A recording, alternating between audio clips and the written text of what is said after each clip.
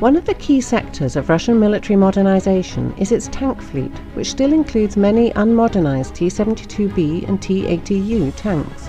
In order to close the tank quality gap with NATO, Russia opted to upgrade the T-72B to the T-72B3 standard, a modernization that yielded a modern tank comparable to the T-90 at a fraction of the cost of buying a new T-90.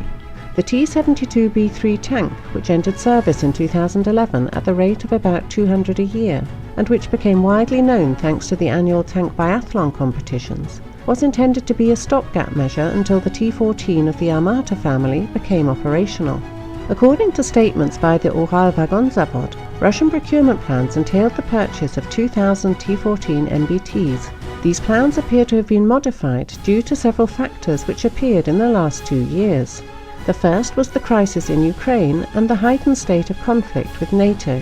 The crisis raised the need for a truly modern MBT comparable to NATO's tanks to become operational as quickly as possible. While the T-72B3 can be fairly described as a modern tank, it is still inferior in some respects to the latest NATO Leopard 2A6 and M1A2 Abrams tanks. Secondly, the basic T-90 design was also rapidly becoming dated, which reduced its international competitiveness, as evidenced by the success of Ukraine's Aplot tank in the 2011 competition in Thailand, where it won over the T-90. While the T-90 has enjoyed considerable export success, including major contracts with India and Algeria, it is now facing the prospect of being eclipsed by more recent designs from China and even Ukraine.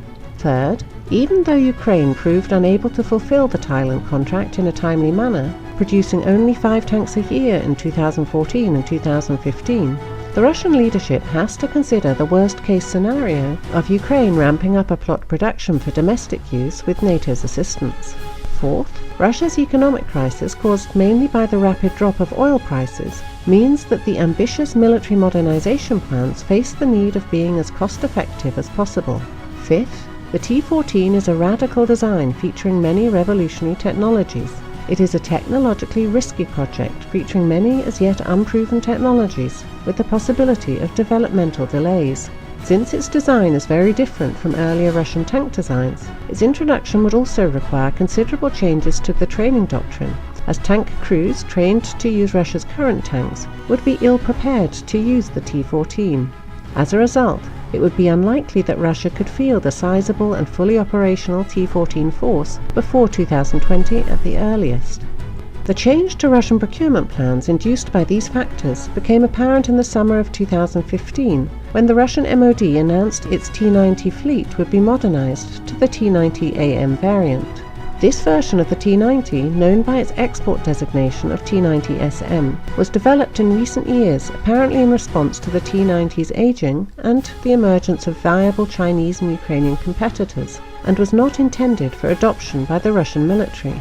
However, the need for a quicker and less expensive alternative that would fill the gap until the T-14 became available compelled the Russian MOD to take a second look at the T-90AM, which has the advantage of using already existing T-90 hulls, is a mature project with few developmental risks, and whose familiar layout means Russian tank crews can readily transition to the new design.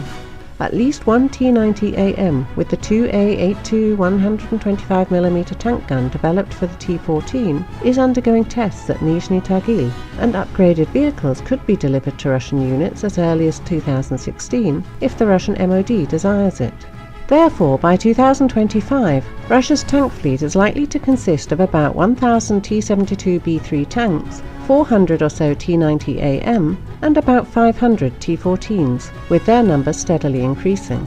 This force would have both qualitative and numerical superiority over any conceivable combination of Russia's opponents at that time.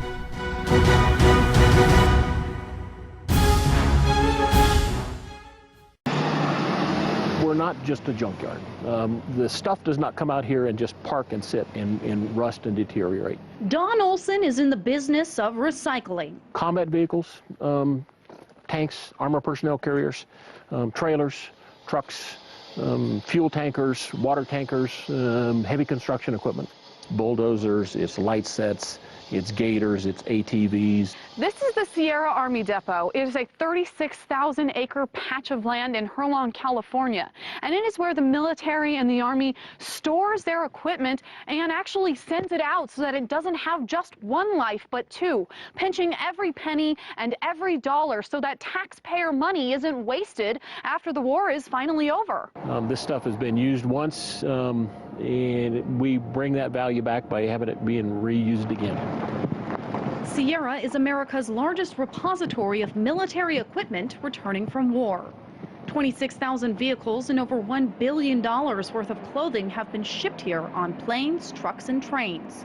If it can still shoot, roll, or otherwise function, Don and his team take it into inventory, fix it up, and ship it right back out to troops. And we're not just talking about big-ticket items. So you can see the workers here that are actually processing the material. They're opening the boxes to see if what's inside. It's an engine starter, I don't know, hundreds of dollars for a big truck. There's cables, there's filter systems, there's a steering wheel. It's not sexy stuff. But if we did not do this, the Army would be buying all of this again. And they're not having to do that now. How many different types of things, tidbits, are we talking about here? Millions. Literally anything that's in the Army supply system we could receive here. Anything. So it's kind of like a big Home Depot where they can just go to aisle C4. Yeah, it kind of is. In an age where the military's belt is tightening through sequestration, drawdowns, and troop cuts, anyone who can save the Pentagon a penny is quite an asset. One stark example, armor used in soldiers' vests. Previously, we would throw these away, and the Army would buy a new one, about $500. And we got with the manufacturer, and we said, look, can we do something to this to make it usable again for the soldier at a cost savings to the Army? So we now have a process we've identified where we can fix all of these little deficiencies that are on the end. And the process is simple. Heat the area up, she'll apply the tape on there, and seal it back on. It's permanently sealed, and it's just like it was manufactured brand new at the factory. The team then sends the plates through an X-ray to look for cracks and puts each one through a stress test. 2 million plates and counting. It costs us about $16 each to fix. We've saved the Army huge amounts of money. In another warehouse, workers sort through clothing, then create a kit for individual soldiers based on their size and needs. We pick the items for each soldier, we pack them in the boxes, and then we put them on a UPS truck and we ship them out of here. We do this better than anybody in the world. It's the largest scale operation of anybody in the world that does this kind of a job. But with the war in Afghanistan finally coming to a close, more equipment is coming in than ever before. The question now is what to do with these former war machines. For that, the military is getting creative. This trailer is a water purification system. It could soon be deployed to natural disaster sites. Humvees and MRAPs are being stripped of their heavy armor and repurposed for civilian use. And the list goes on. What can't be scrapped or salvaged is sold to the highest bidder, often allied militaries, sometimes local law enforcement. It's all about that, trying to wring some value out of something that may previously have not had value, specifically the returned items. Anything to save the military a few bucks now that the war drums have finally stopped beating. Reporting in Herlong, California, Megan Lopez, RT.